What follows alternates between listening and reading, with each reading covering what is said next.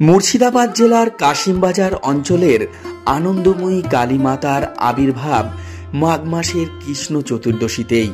তাই এই রটন্তী কালী পুজো উপলক্ষে আনন্দময়ী মায়ের পুজো হয় সাড়ম্বরে।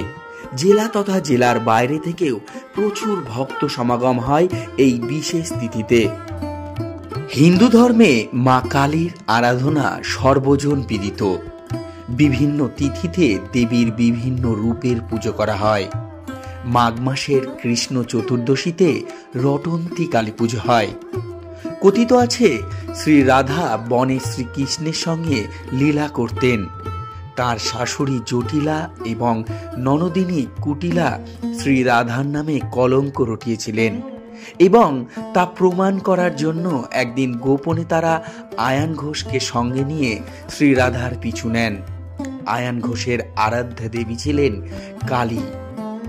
অন্তর্যামী শ্রীকৃষ্ণ জটিলা ও কুটিলার গোপন অভিপ্রায় জানতে পেরে স্বয়ং কালী রূপ ধারণ করেছিলেন।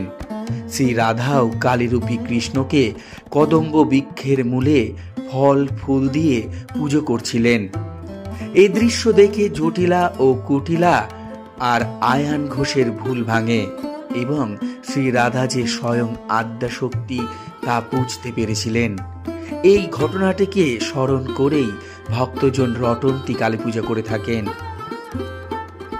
সুপ্রিয় দর্শক, আমাদের এই প্রতিবেদনটি যদি আপনাদের ভালো লেগে থাকে তাহলে অবশ্যই লাইক, কমেন্ট এবং ভিডিওটি শেয়ার করে দেবেন।